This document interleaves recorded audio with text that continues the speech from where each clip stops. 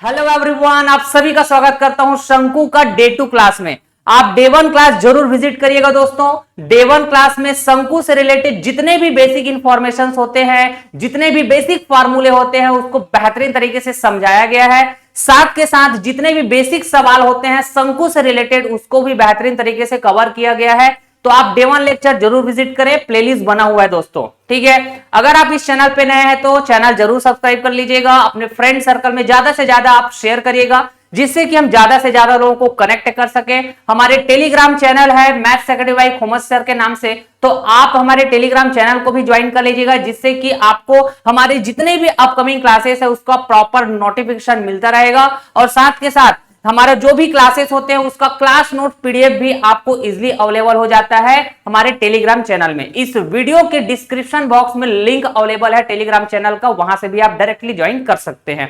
तो चलिए आज का यह सेशन हम लोग कंटिन्यू करते हैं, और आज की सेशन में हम लोग और भी अच्छे वैरायटी के सवालों का कलेक्शन डिस्कस करेंगे शंकु से related. Okay, so let us start the session. देखिए दोस्तों, शंकु से रिलेटेड कुछ इंपॉर्टेंट पॉइंट्स हैं, कुछ इंपॉर्टेंट फार्मूले हैं जो हम ऑलरेडी डिस्कस कर चुके हैं डे 1 क्लास में। थोड़ा सा हम रिकॉल कर लेते हैं, रिवाइज कर लेते हैं, फिर अलग अलग वैरायटी के सवाल को हम सॉल्व करेंगे मजेदार तरीके से। मैंने कहा जी ये एक शंकु है जिसको हम अंग्रेजी में कोन के नाम से जानेंगे। बिल्कुल उसी तरह जैसे कि एक आइसक्रीम कोन होते हैं, तो आइसक्रीम कोन जिस तरह से आप देख पा रहे हैं, इसको अगर मैं ऐसे पलट दिया तो कुछ इसी तरह के शेप दिखाई पड़ेंगे। तो यही तो वो कोन है जिसको हम शंकु के नाम से जानते हैं, जिसका स्टडी करते हैं। तो एक शंकु के अंदर कुछ इंपॉर्टेंट पॉइंट्स है, जैसे कि शंकु की ऊंचाई, शंकु की तिर्यक ऊंचाई, और साथ के साथ शंकु का जो आधार होता है, ये वृत्ताकार होता है सर, तो वृत्ताकार आधार की त्रिज्या, ठीक। तो इसको शंकु के अंदर आपको देखना है। तो मैंने कहा जी ये शंकु है, तो इसका जो टॉप वर्टेक्स है, ठीक है, ये टॉप वर्टेक्स बोलेंगे क्या इसी को, हाँ कि ना। अच्छा, मैंने कहा कि ये शंकु का जो आधार है ये वृत्ताकार है, तो इस वृत्त का सेंटर है ये।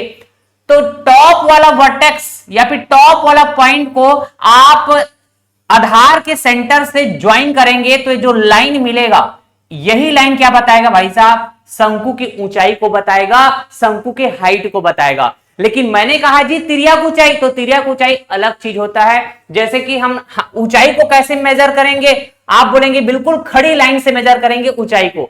लेकिन तिरछी ऊंचाई, तिर्यक ऊंचाई, तो भाई तिरछी लाइन से मेजर करेंगे, तो तिरछी लाइन यही होगा क्या, अरे तिरछी लाइन यही होगा ना। तो इसी को बोलेंगे हम लोग स्लैंट हाइट, जिसको स्मॉल एल से प्रदर्शित करेंगे। आप चाहे तो इस स्लैंट हाइट को, इस तिरछी वाले ऊंचाई को इधर से भी ऐसे मेजर कर पाएंगे। हाँ सर, बात तो सही है, बिल्कुल, जिसको हम स्मॉल एल बोलेंगे जी, बहुत बढ़िया। और ये आधार वृत्ताकार है, तो आधार की त्रिज्या आप मेजर कैसे करेंगे, कुछ इस तरह से, हाँ कि ना। तो आपको एक बात हमेशा ध्यान में रखना है कि एक शंकु के अंदर ये ऊंचाई वाला लाइन और ये त्रिज्या वाला लाइन आपस में मिलकर 90 डिग्री का कोण बनाते हैं भाई साहब। तो यहां पे एक राइट एंगल ट्राइंगल दिखाई पड़ेगा दोस्तों, और इस राइट एंगल ट्राइंगल में अगर हम कहें पाइथागोरस थ्योरम बिल्कुल अप्लाई होगा।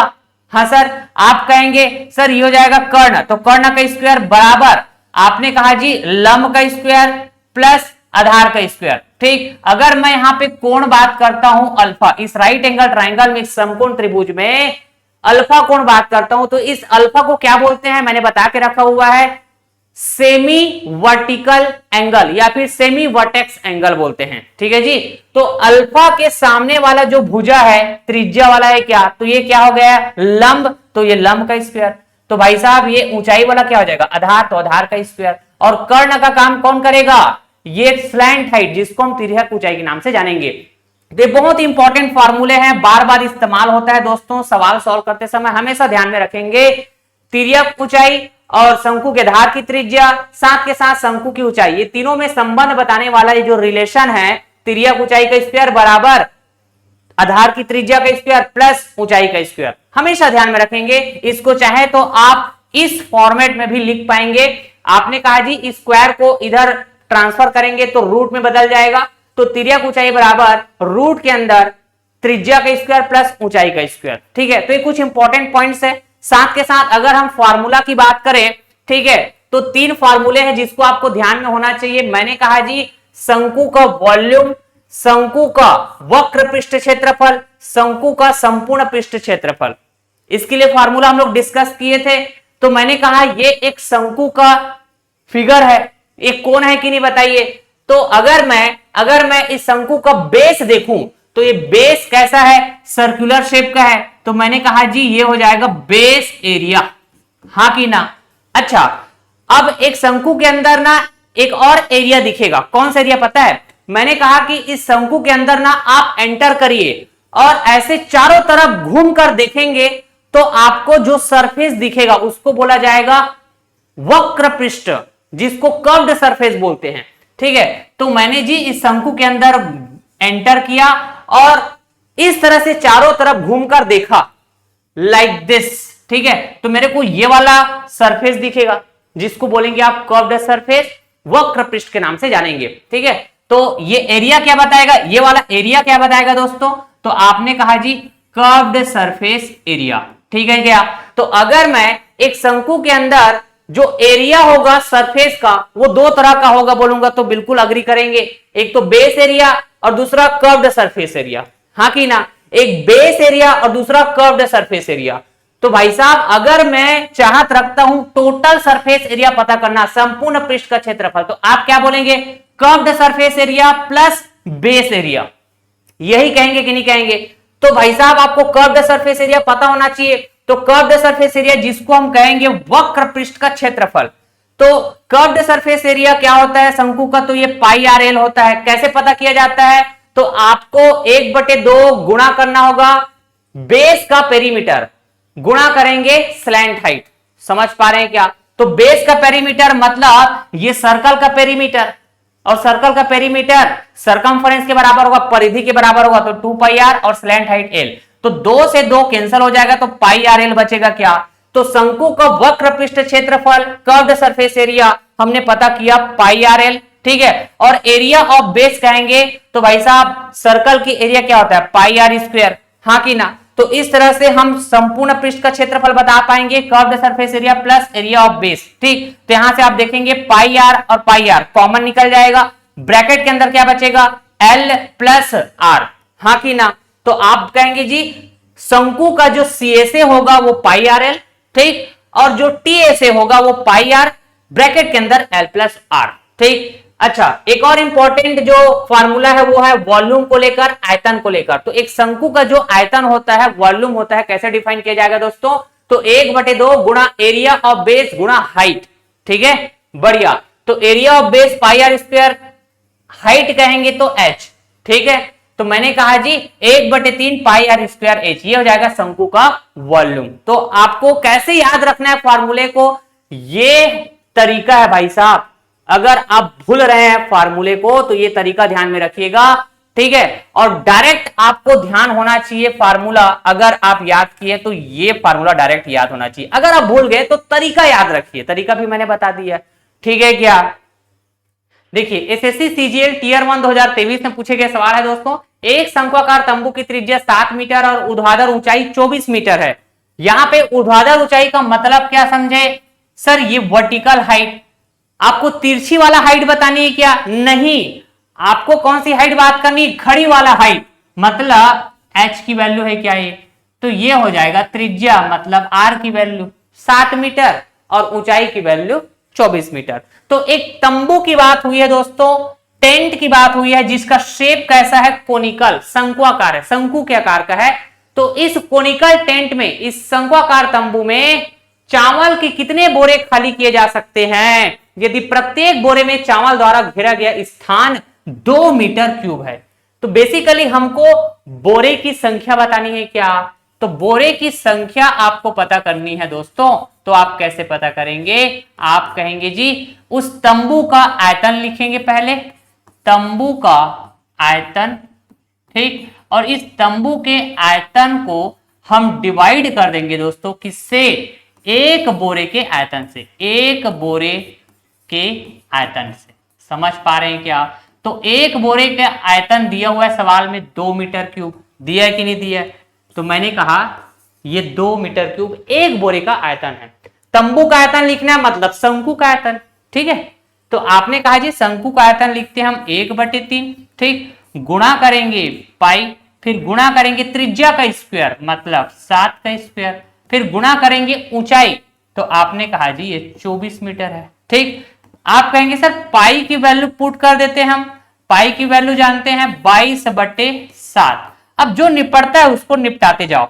मैंने कहा जी 3 से काटेंगे एक बार में, 3 से काटेंगे 8 बार में, सर 7 से एक एक बार कट जाएगा ये, ठीक है, तो यहाँ पे एक 7 बचेगा, बहुत बढ़िया। फिर आप कहेंगे जी 2 से काटेंगे एक बार में, 2 से काटेंगे 11 बार में, 11 का गुणा कर देंगे 7 से, तो 11 सत्ते 77 हो जाएगा, 11 सत्ते 77। फिर ये गुणा कर देंगे 8 से, ठीक है, तो 77 का गुणा 8 से करेंगे दोस्तों, तो ये कितना आएगा, तो आप बोलेंगे जी 8 सत्ते 56, 8 सत्ते 56 और 5 कितना हो जाएगा 61, तो 616, ठीक है। यही तो है हमारे पास बोरे की संख्या दोस्तों, ठीक है, मतलब 616 बोरे हम खाली कर सकते हैं उस शंक्वाकार तंबू में, उस कोनिकल टेंट में। Option A will be correct, super तरीके से। देखिए दोस्तों, अब हम एक पैटर्न वाले सवाल सॉल्व करेंगे, और ऐसे सवाल में दिया क्या रहेगा आपको, दो शंकु के बारे में बात हुआ रहेगा, और दो शंकु से रिलेटेड, दो शंकु से संबंधित रेशियो वाला सवाल, इस तरह के पैटर्न के सवाल होंगे। और ऐसे सवाल को यकीन मानिए अगर आप बेसिक मेथड से सॉल्व करने जाएंगे ना तो काफी टाइम लग जाएगा आपको, सॉल्यूशन का आपको जो प्रोसेस होगा वो काफी लेंथी प्रोसेस हो जाएगा।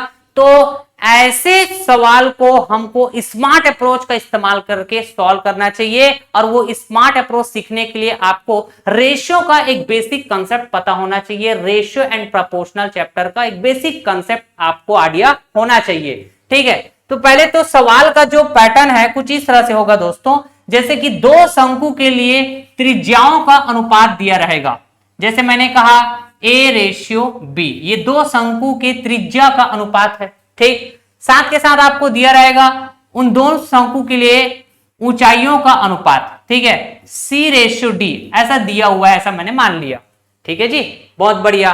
तो अगर आपको बोला जाए सवाल में कि भाई साहब उन दोनों शंकु के लिए वॉल्यूम का अनुपात बताइए, वॉल्यूम का रेशियो बताइए, तो बेसिक मेथड से सॉल्व करेंगे, बिल्कुल सॉल्व होगा लेकिन काफी लेंथी प्रोसेस हो जाएगा, ठीक है।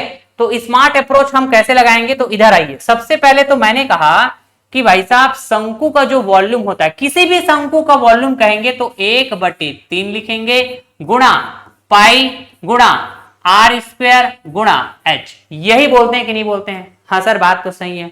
अब देखिए आप शंकु के आयतन का फार्मूला लिखेंगे किसी भी शंकु के लिए, तो सर ये 1/3 फिक्स वैल्यू है, बदलने वाला है क्या? नहीं बदलेगा। पाई भी फिक्स वैल्यू है, बदलने वाला है क्या? नहीं बदलेगा, ठीक। इसका मतलब अगर हम दो शंकु के आयतन का अनुपात लिखेंगे या फिर दो शंकु के आयतन को आपस में डिवाइड करेंगे तो 1/3 और पाई आपस में निपट जाएगा, मात्र क्या रह जाएगा, शंकु के त्रिज्या का स्क्वायर गुणा शंकु की ऊंचाई, दोनों शंकु के लिए यही बचेगा कि नहीं बचेगा? ठीक है सर बात तो सही है। इसका मतलब क्या समझे कि किसी भी शंकु का जो आयतन होता है ना दोस्तों, जो वॉल्यूम होता है, ठीक है, ये डिपेंड करेगा किस पर? त्रिज्या के स्क्वायर गुणा ऊंचाई पर। समझ पा रहे हैं क्या? मतलब वॉल्यूम डायरेक्टली प्रोपोर्शनल होंगे R²H के, ठीक है।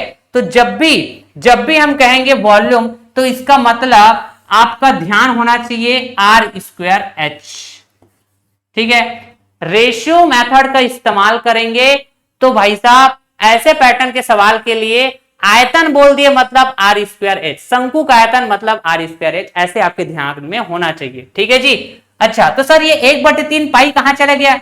क्योंकि मैं रेशियो बात कर रहा हूं और रेशियो बात करूंगा तो भाई साहब 1/3 और पाई कट जाएगा ना दोनों शंकु के आयतन में, ठीक है जी, बढ़िया। तो अगर मैंने कहा R²H चाहिए तो R का स्क्वायर कर देने से सर ये A का स्क्वायर हो जाएगा, B का स्क्वायर हो जाएगा। फिर अगर मैं R² का गुणा S से करूंगा तो R²H मिलेगा कि नहीं? तो ठीक उसी तरह मैंने कहा A² C को आपस में गुणा करेंगे तो सर ये A² C हो जाएगा, ठीक है। फिर रेशियो लिखेंगे B² को डी से गुणा करेंगे तो ये बी स्क्वायर डी हो जाएगा। तो ये जो आर स्क्वायर एच है ये क्या बता रहा है? रेशियो को बता रहा है, दो शंकु के आयतन के रेशियो। और इसको आप पता कैसे करेंगे? तो कुछ इस तरह से आप पता करेंगे। This is the concept, this is the smart approach. ठीक है दोस्तों, तो ये तो रहा एक पैटर्न का सवाल। दूसरा पैटर्न का सवाल कुछ इस तरह से होगा, जैसे कि हम कहते हैं शंकु के वक्र पृष्ठ के क्षेत्रफल का अनुपात बताना है, इसी तरह रेशियो मेथड का इस्तेमाल करके। कैसे बता पाएंगे? तो सबसे पहली बात, वक्र पृष्ठ का क्षेत्रफल जिसको हम कहेंगे कर्व्ड सरफेस एरिया। तो भाई साहब किसी भी शंकु का कर्व्ड सरफेस एरिया वक्र पृष्ठ का क्षेत्रफल कैसे बताते हैं? पाई आर एल, हाँ कि ना? जहां पे जो पाई है दोस्तों ये तो फिक्स्ड वैल्यू है। किसी भी शंकु के लिए वक्र पृष्ठ का क्षेत्रफल का फार्मूला लिखेंगे तो पाई तो रहेगा, ये फिक्स है। लेकिन जो त्रिज्या है और तिर्यक ऊंचाई ये बिल्कुल बदल सकता है। अलग अलग शंकु के लिए अलग अलग त्रिज्या होंगे, उसके अलग अलग तिर्यक ऊंचाई होंगे, हाँ कि ना? तो जिस तरह हमने वॉल्यूम के लिए बात किया कि भाई साहब वॉल्यूम शंकु के त्रिज्या का स्क्वायर और ऊंचाई के गुणनफल के प्रोपोर्शनल होते हैं, मतलब त्रिज्या के स्क्वायर और ऊंचाई के गुणनफल पर डिपेंड करता है वॉल्यूम। तो वैसे ही जो शंकु का CSA है, कर्व्ड सरफेस एरिया है, वक्र पृष्ठ का क्षेत्रफल, ये डिपेंड करेगा त्रिज्या और तिर्यक ऊंचाई के गुणनफल। मतलब curved surface area is directly proportional to the product of radius and slant height. यही कहेंगे कि नहीं?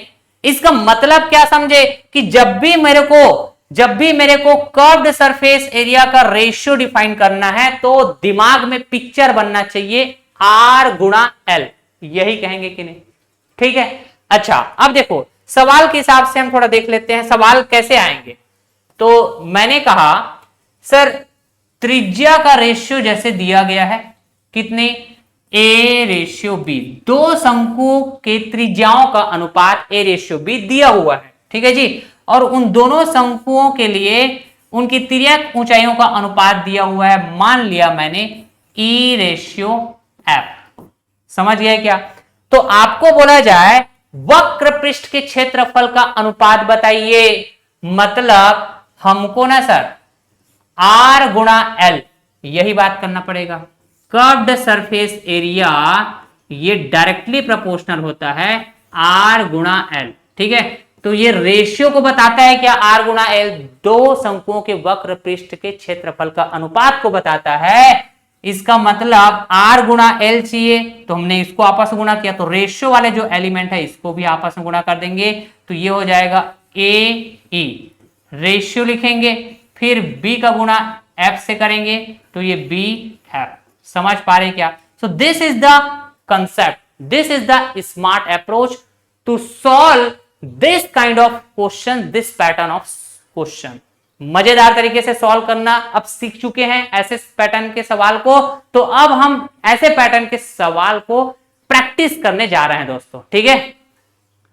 देखिए CDS 2022 में पूछे गए सवाल है दोस्तों, दो शंकुओं के आयतन का अनुपात 1/4 है और उनके व्यास का अनुपात 4/5 है। उनकी ऊंचाई का अनुपात क्या है पता करके बतानी है। जो स्मार्ट अप्रोच मैंने सिखाया हुआ है उस अप्रोच से सॉल्व करेंगे। मैं तो बोलता हूं कि अगर आपका प्रैक्टिस गजब का है तो आप ना बिना कलम चलाए ऐसे पैटर्न के सवाल का आंसर कर पाएंगे, लेकिन प्रैक्टिस गजब का होना चाहिए। तो चलिए प्रैक्टिस करते हैं हम लोग। मैंने कहा सबसे पहली बात, यहां पे जो व्यास बोला गया है ना, तो व्यास को बोलते हैं डायमीटर, जो त्रिज्या का डबल होता है, हाँ कि ना। तो मैंने कहा जी यहां पे डायमीटर का जो रेशियो है D1/D2 ये डिफाइन किया गया है 4/5, हाँ कि ना। तो इस तरह से अगर मैं कहूं कि ये हो जाएगा त्रिज्या का डबल, ठीक है, व्यास क्या होता है? त्रिज्या का डबल, ठीक है। तो मैंने कहा ये बराबर है 4/5 के।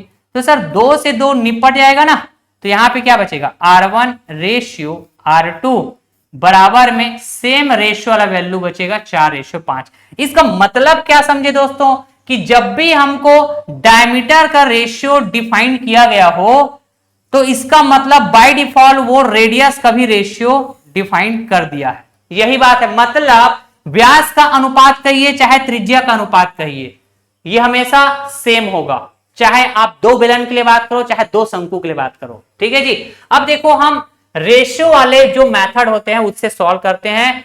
दो शंकुओं के आयतन का रेशियो लिखना है, इसका मतलब हम क्या बोलेंगे, आर स्क्वायर एच। इसकी वैल्यू बताना रहेगा दोनों शंकुओं के लिए। तो आप कहेंगे सर ये वैल्यू दिया हुआ है रेशियो में 1:4, है ना, दो शंकुओं के आयतन का अनुपात, यही बात है। और क्या दिया हुआ है सर सवाल में, त्रिज्या का अनुपात दिया है क्या, मतलब रेशियो लिखना है त्रिज्या का दोनों शंकुओं के लिए, तो 4:5 कहेंगे। हाँ सर बात तो चाहिए, ठीक है। अब देखिए मैंने कहा जी अगर ये r का स्क्वायर कर दिए तो 4 का भी स्क्वायर करना पड़ेगा, 5 का भी स्क्वायर करना पड़ेगा। सर ऐसा क्यों किया, अगर मैंने ऐसा किया और इसको आपस में क्या कर दिया भाई साहब, डिवाइड कर दिया, समझ पा रहे हैं क्या, इस तरह से, क्लियर। तो होगा क्या कि आर स्क्वायर से आर स्क्वायर फिर कैंसिल हो जाएगा, मात्र बचेगा ऊंचाई। तो ऊंचाई का रेशियो पता चल जाएगा क्या, तो अब रेशियो से रेशियो को कर दीजिए आप डिवाइड। तो मैंने कहा 1/4 का स्क्वायर मतलब 1/16 हो जाएगा, हाँ कि ना। फिर आप कहेंगे सर रेशियो, फिर 4/5 का स्क्वायर मतलब ये 25 हो जाएगा, यही बात है। अच्छा अब देखिए दोस्तों, अब यहाँ पे आपको जस्ट बेसिक सा एक अप्रोच लगाना है। जैसे कि मैं यहाँ पे 16 का गुणा 25 से करूं तो भाई साहब यहाँ 1 का गुणा भी 25 से करना पड़ेगा, तभी तो 25 से 25 कैंसिल हो जाएगा, फिर से 1/16 मिल जाएगा। ठीक है, मतलब सेम वैल्यू का मैं ऊपर और नीचे में गुणा कर सकता हूं। वैसे यहां पर अगर मैंने कहा सर 25 के साथ 16 का गुणा किया तो 4 के साथ भी 16 का गुणा करना पड़ेगा। तो इस तरह से हमने रेशियो के जो रूल्स है उसके अकॉर्डिंग बात कर लिया हमने। तो सर ये 16 गुणा 25, ठीक है, और ये 25 गुणा 16, बात एक ही है, कैंसिल हो जाएगा, ये रेशियो में है इसलिए जी। तो ऊंचाइयों का अनुपात पता चल जाएगा, 25 से कम 25 रेशियो 16 चौके 64, सुपर तरीके से। तो यही तुम्हारा हो जाएगा answer, option A will be correct. तो ये समझाने में थोड़ा समय लगा, ठीक है। अगर आपका प्रैक्टिस गजब का है, मैं बता रहा हूं ना, आपको कलम उठाने की जरूरत बहुत कम पड़ने वाले हैं ऐसे पैटर्न के सवाल में। ठीक, देखिए सिलेक्शन पोस्ट पेज 12 2024 में पूछे गए सवाल है, एक शंकु की ऊंचाई दूसरे शंकु की ऊंचाई की 3 गुना है। मैंने कहा ऊंचाई का रेशियो लिखना है दोनों शंकुओं के लिए। तो भाई साहब दूसरे शंकु की ऊंचाई अगर रेशियो में 1 यूनिट है तो पहले शंकु का ऊंचाई कितना हो जाएगा, 3 गुना हो जाएगा, मतलब 3 यूनिट, यही बात है। बढ़िया। सवाल कहता है जबकि इसकी त्रिज्या दूसरे शंकु की त्रिज्या की आधी है, तो त्रिज्या का रेशियो अगर मुझे लिखना है तो आप क्या बोलेंगे सर, दूसरे शंकु की त्रिज्या की आधी। तो दूसरे शंकु की त्रिज्या अगर रेशियो में 2 यूनिट है तो भाई पहले शंकु की त्रिज्या क्या हो जाएंगे, आधी, 1 यूनिट, यही बात है। अब सवाल आगे रीड करेंगे, यदि उनका कुल आयतन 100 यूनिट क्यूब है तो शंकुओं के आयतन का अंतर कितना होगा पता करके बतानी है। यहां पे आयतन वाली बात करी गई है सवाल में, और आयतन का अनुपात अगर मुझे लिखना है दो शंकु के लिए तो हम कौन सा वैल्यू बात करते हैं, आर स्क्वायर एच, हाँ कि ना। तो मुझे आर का रेशियो पता है, तो आर स्क्वायर का रेशियो पता करने के लिए इधर स्क्वायर करना पड़ेगा क्या, ऐसे, हाँ कि ना। तो अगर मैं आर का स्क्वायर किया तो रेशियो वाले वैल्यू का भी स्क्वायर हो जाएगा इस तरह से। तो आपने कहा जी आर स्क्वायर का रेशियो पता कर पाए हमने, 1 का स्क्वायर 1 होगा, रेशियो 2 का स्क्वायर 4 हो जाएगा, हाँ कि ना। तो अब आप बोलेंगे क्या पता है कि सर अगर मैं ये आर स्क्वायर की गुणा एच से कर दूं, ठीक, तो ये आर स्क्वायर एच मिल जाएगा, मिलेगा कि नहीं। तो इसका मतलब 1 का गुणा हम 3 से करेंगे, वैसे ही 4 का गुणा हम 1 से करेंगे, हाँ कि ना। तो सर ये हो जाएगा 3 एकम 3 और ये हो जाएगा 4 एकम 4। तो मैंने आयतन का अनुपात पता कर लिया है दोनों शंकुओं के लिए, हाँ कि ना। अच्छा अब देखिए मैंने कहा जी टोटल जो आयतन है, कुल आयतन है, अनुपात में कितना है, 3 और 4 7, हाँ कि ना। और ये जो 7 की वैल्यू है दोस्तों सवाल में दिया हुआ है 100 यूनिट क्यूब, 100 यूनिट क्यूब, यही है क्या, ये रेशियो वाला वैल्यू है और ये एक्चुअल वैल्यू है टोटल आयतन का, ठीक है। तो अब देखो मुझे डिफरेंस पता करना है ना, आयतन का डिफरेंस, दोनों शंकुओं के आयतन का डिफरेंस। तो देखो इसमें डिफरेंस कितने का है दोस्तों, तो आपने कहा जी एक का डिफरेंस है, ठीक है। तो इस एक की वैल्यू पता करनी है, एक्चुअल वैल्यू। तो 7 की वैल्यू 100 यूनिट क्यूब है, तो एक की वैल्यू पता करना है भाई साहब, तो ये कितना हो जाएगा सर, 100 को डिवाइड करना होगा 7 से, तो 1 यूनिट की वैल्यू पता चल जाएगा। हाँ सर, कितना होगा, आपने कहा जी 7 एक कम 7, ठीक, फिर 30 हो जाएगा, 7 चौके 28, फिर दशमलव लगेगा, तो 14 दशमलव समथिंग आ रहा होगा, मतलब एक ही ऑप्शन ऐसा दिख रहा है, option D will be correct, ठीक है। 14 दशमलव समथिंग यूनिट क्यूब आएगा। सुपर तरीके से देखिए, यदि शंकु के आधार की त्रिज्या में 20% की वृद्धि की जाती है और इसकी तिरछी ऊंचाई को दोगुना कर दिया जाता है, तो इसका वक्र पृष्ठ का क्षेत्रफल कितने प्रतिशत बढ़ जाएगा, यह पता करके बतानी है। यहां पे मजे की बात यह है कि भाई साहब यहां पे एक ही शंकु है और एक शंकु के लिए दो अलग अलग कंडीशन बात हुई है, ठीक है। मैंने कहा पहले क्या था और बाद में क्या हो गया, यही बात है। अच्छा, तो देखिए, तो पहले क्या था बाद में क्या हो गया, इसका मतलब क्या समझे कि अगर मैं कहूं भाई साहब त्रिज्या का रेशियो लिखना है, पहले क्या था बाद में क्या था, यही बात हुआ। फिर उसके बाद अगर मैं तिर्यक ऊंचाई का रेशियो लिखना है, पहले क्या था रेशियो, बाद में क्या था, ठीक है। तो कुल मिला के ये कहीं ना कहीं जो हमारा स्मार्ट अप्रोच हम सीख के रखे हुए हैं वैसे ही संबंधित है ये। फिर R गुणा L कर दिया जाए तो क्या मिल जाएगा हमको, वक्र पृष्ठ का क्षेत्रफल, वक्र पृष्ठ का क्षेत्रफल, और वक्र पृष्ठ के क्षेत्रफल का रेशियो जो क्या होता है R गुणा L। तो R गुणा L दोनों कंडीशन में डिफाइन हो जाएगा रेशियो के टर्म में, ठीक है जी। तो हमको R का रेशियो पता करना है, L का रेशियो पता करना है, पहले क्या था बाद में क्या था, कैसे पता करेंगे। तो त्रिज्या में वृद्धि हो रहा है भाई साहब, वृद्धि मतलब इंक्रीमेंट, कितने प्रतिशत, 20%, ठीक है। तो 20% का मतलब होता है 1/5, हाँ कि ना। तो ये इंक्रीमेंट वाला है तो ऊपर वाला वैल्यू इंक्रीमेंट को बताएगा, मतलब 5 में 1 यूनिट की इंक्रीमेंट, ठीक है। तो पहले अगर 5 यूनिट रहा होगा तो बाद में क्या हो गया, 1 यूनिट की वृद्धि 6 यूनिट हो गया होगा। तो रेशियो में ये वैल्यू पता चला कि नहीं, 5:6।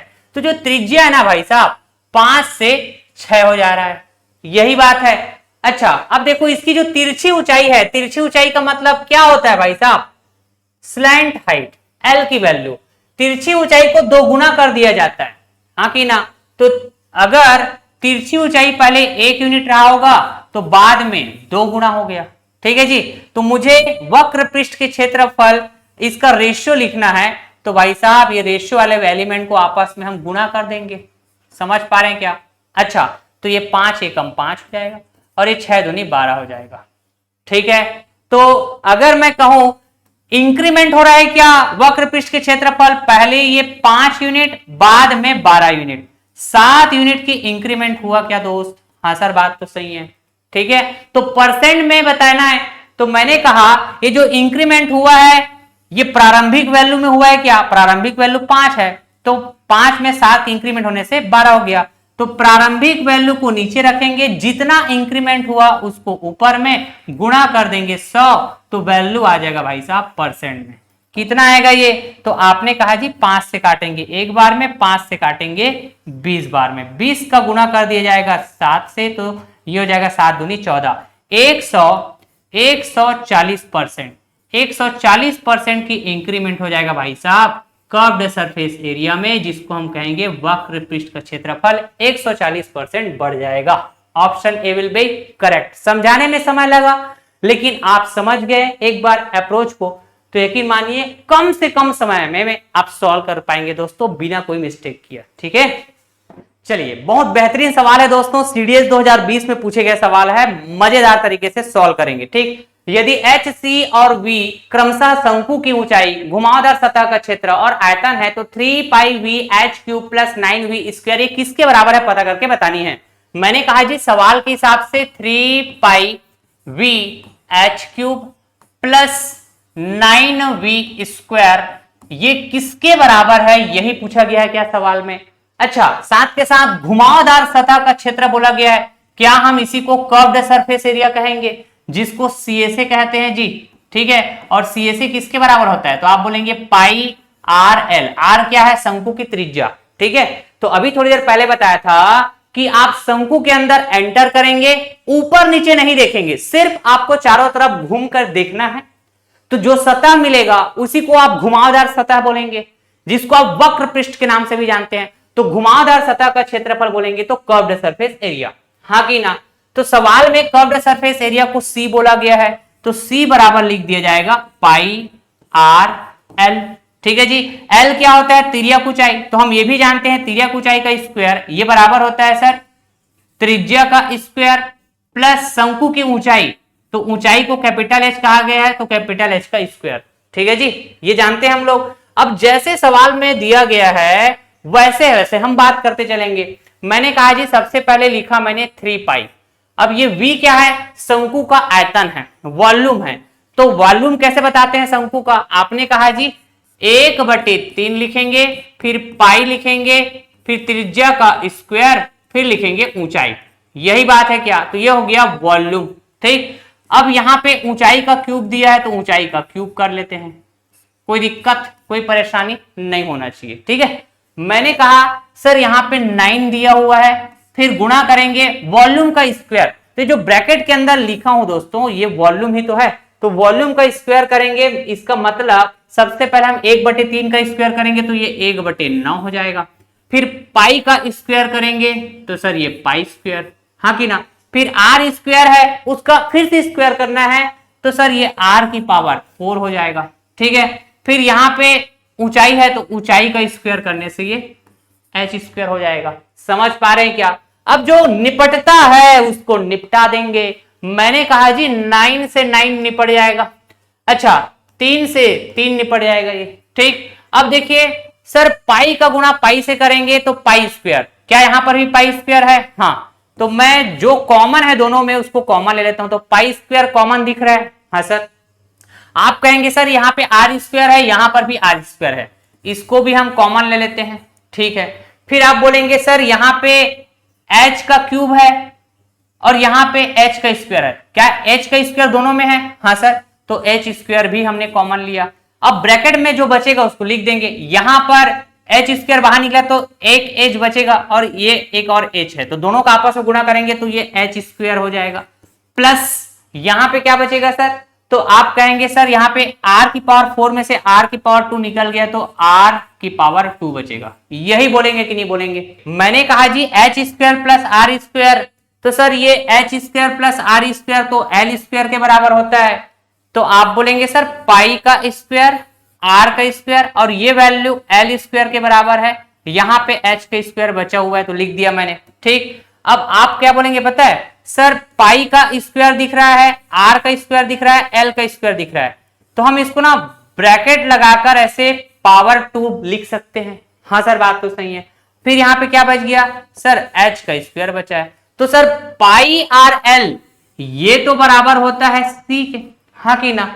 तो सर इसका मतलब ये सी का स्क्वायर ऐसे लिख दिया जाएगा और बचा क्या यहाँ पे एच स्क्वायर, तो यही तो हमारा आंसर हो जाएगा बच्चा, ठीक है। तो आप कहेंगे सर ऑप्शन ए हमारा करेक्ट हो जाएगा, मजेदार तरीके से, ठीक है दोस्तों।